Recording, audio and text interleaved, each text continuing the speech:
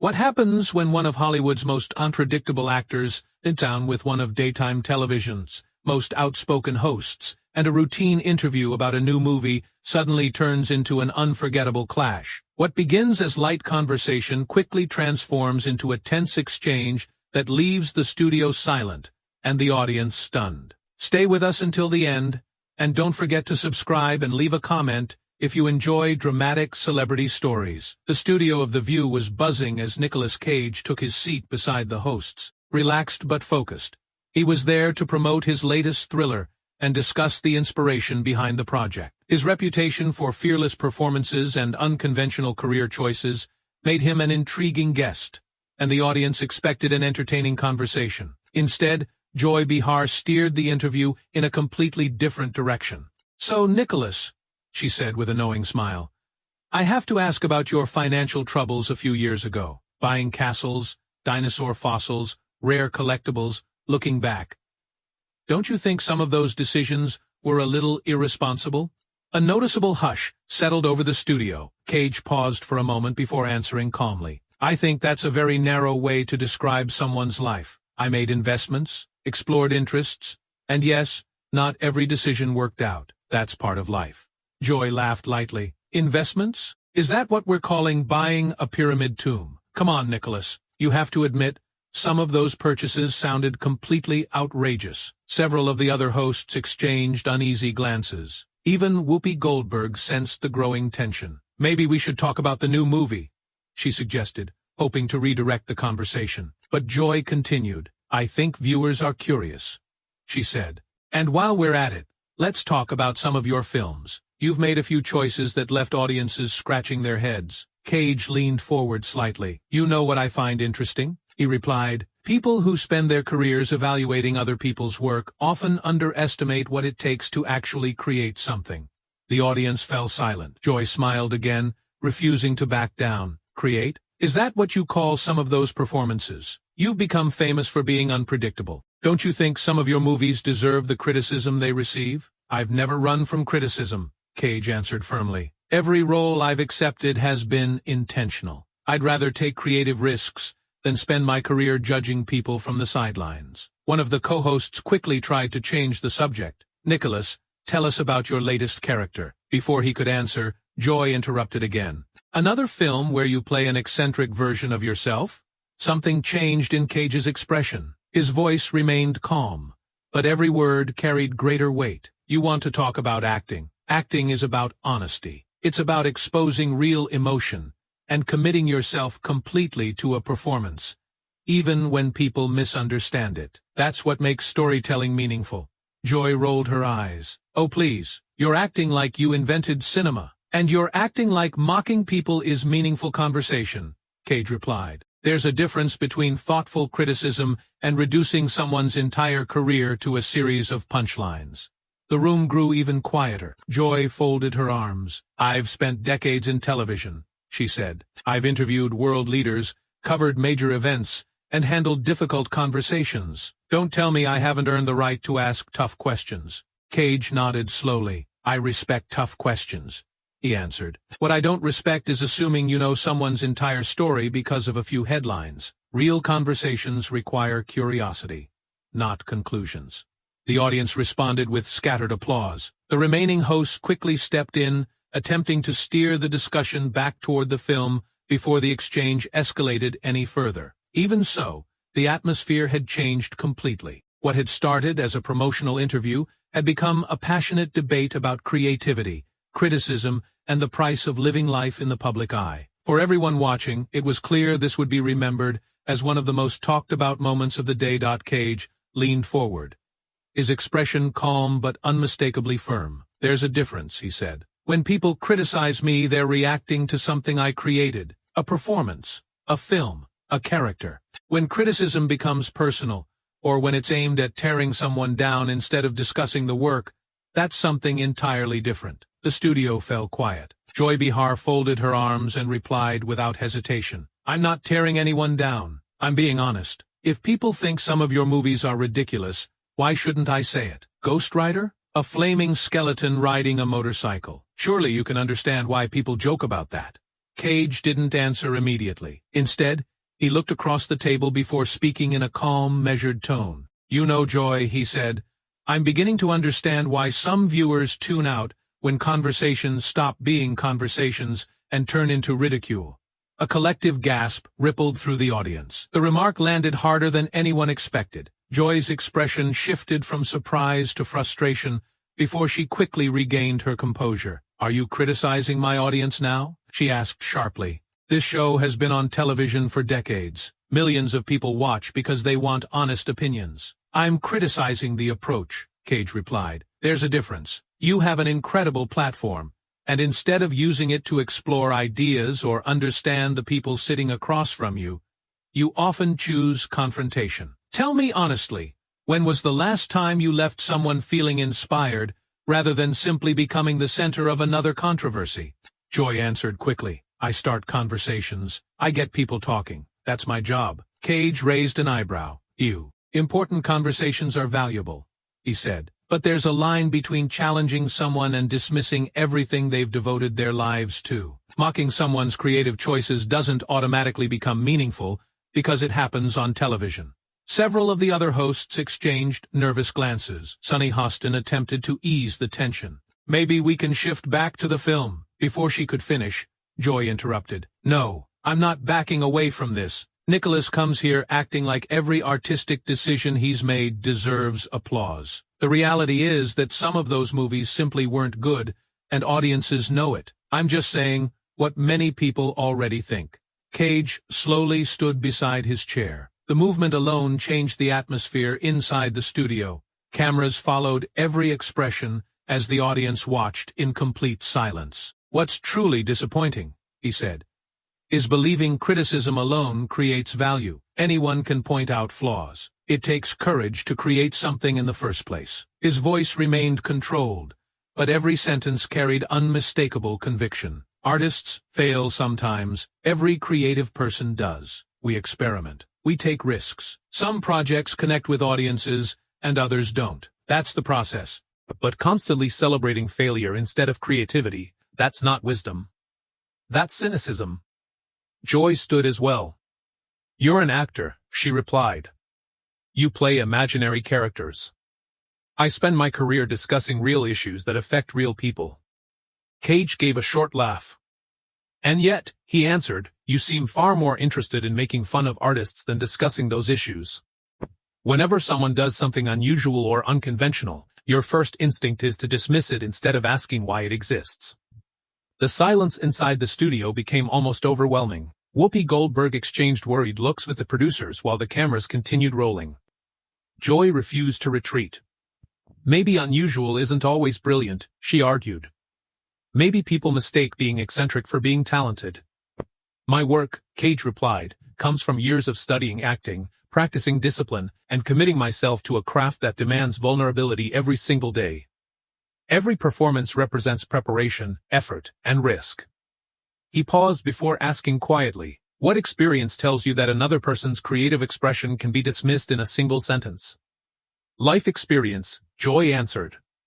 "Common sense." Cage nodded thoughtfully. "Common sense also teaches respect," he replied. "It reminds us that creating something, even imperfectly, is harder than criticizing it after the fact. Every artist knows failure is possible before they begin. They choose to create anyway." The audience applauded softly. Joy shook her head. "I still think some performances deserve criticism." "And they do," Cage answered. "Critique the work. Debate the film. Discuss the performance. But there's a difference between thoughtful criticism and reducing someone's entire career to a punchline." Before either of them could continue, Ana Navarro quickly stepped in, steering the discussion back toward Cage's latest film in an effort to restore the conversation before the tension escalated any further. Ana Navarro attempted to steer the discussion back toward Cage's latest film. "Nicolas, your fans have always admired how committed you are to every role," she said, hoping to calm the atmosphere. Before Cage could answer, Joy Behar cut in once again. "Some of those fans probably just enjoy loud performances," she remarked with a shrug. "Many viewers appreciate subtle acting instead of all the intensity." The audience reacted with a mixture of nervous laughter and silence. Cage turned toward Joy, his expression composed but unmistakably serious. "So that's your standard?" he asked. "Anyone who chooses a different style is automatically less worthy of respect?" Joy crossed her arms. "I'm saying audiences have different expectations," she replied. "Not every performance has to be over the top. And not every conversation has to become an opportunity to mock someone," Cage answered. The room fell quiet. Joy shook her head. "I'm not mocking you. I'm asking questions. That's what I've done my entire career." "Questions are valuable," Cage said. "But there's a difference between asking questions and arriving with the answers already decided."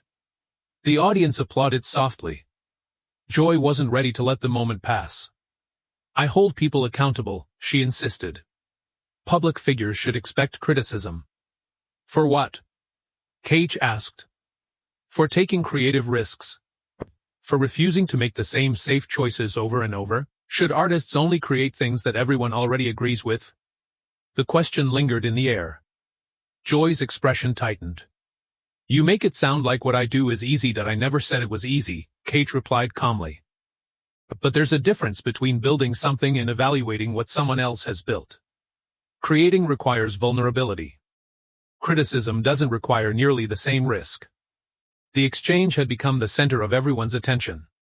Even the production crew seemed frozen, unsure whether to interrupt or let the conversation continue. Joy leaned forward. "So now you're saying I contribute nothing?" "I'm saying every public platform carries responsibility," Cage answered. "People remember the conversations we encourage. They remember whether we inspire curiosity or simply reward negativity." Joy looked genuinely offended. "How dare you come on this show and lecture me about responsibility?" "I'm not lecturing," Cage replied. "I'm explaining why artists continue creating despite criticism. Every film represents years of work from hundreds of people. Even when audiences disagree with the final result, there's still value in the effort." The audience remained completely silent. Joy searched for another angle. "People also know you came from a famous family," she said. "That opened doors." Cage nodded without hesitation. "I've never denied where I came from," he answered. "But opportunities only get you through the first door. Staying in this industry for decades requires discipline, preparation, and persistence. Every actor eventually has to prove themselves." Several audience members applauded. The hosts exchanged uncertain glances as the debate continued. Joy folded her arms again. "You still take yourself far too seriously." Cage smiled faintly. "I take my work seriously because audiences deserve commitment. Whether someone loves or hates one of my films, I want them to know I gave everything I had. That's the only promise I can make." "You call some of those performances commitment?" Joy challenged. "I call them honest attempts," Cage replied. "Some succeed. Some don't. That's true for every artist, every writer, every musician, every filmmaker. Failure is part of creating." The room grew quieter with every sentence. Cage placed both hands lightly on the table. "You know what disappoints me most?" he asked. "Not criticism. Criticism helps people grow. What disappoints me is the belief that cynicism is somehow more valuable than imagination." Joy looked unconvinced. "So audiences should just praise everything?" "Not at all," Cage answered. "Debate films. Challenge performances. Share different opinions. That's healthy, but don't confuse dismissing people with meaningful criticism. Those are two very different things." His voice grew more passionate. "Every role I've accepted, from independent productions to major studio films, has received the same level of preparation and dedication. I've never approached a character thinking, this doesn't matter. Every performance deserves respect because every audience deserves my best effort." The audience broke into sustained applause. For the first time since the interview had begun, the discussion had shifted away from personal attacks and toward a larger conversation about creativity, criticism, and what it truly means to commit yourself to a craft. The remaining hosts seized the opportunity to redirect the interview back to Cage's newest film, hoping the rest of the broadcast could finally return to its original purpose. Joy leaned back slightly, clearly trying to regain control of the conversation. "That may all sound impressive," she said, but it doesn't change the fact that some of your movies simply haven't been well received. Cage remained calm. According to whom? He asked. Critics? Box office numbers? Public opinion? Those are useful measures, but they aren't the only way to judge art. Joy quickly replied. According to audiences, reviewers, and common sense. Not every creative decision deserves praise. Cage nodded thoughtfully. I agree, he said. Not every film succeeds. I've never claimed otherwise. But there's a difference between saying a project didn't work and dismissing the value of taking creative risks altogether. The audience listened intently. Art isn't meant to be predictable, Cage continued. If every artist worried only about pleasing everyone, we'd never see anything original. Innovation comes from people who are willing to fail. Joy folded her arms. You call that innovation?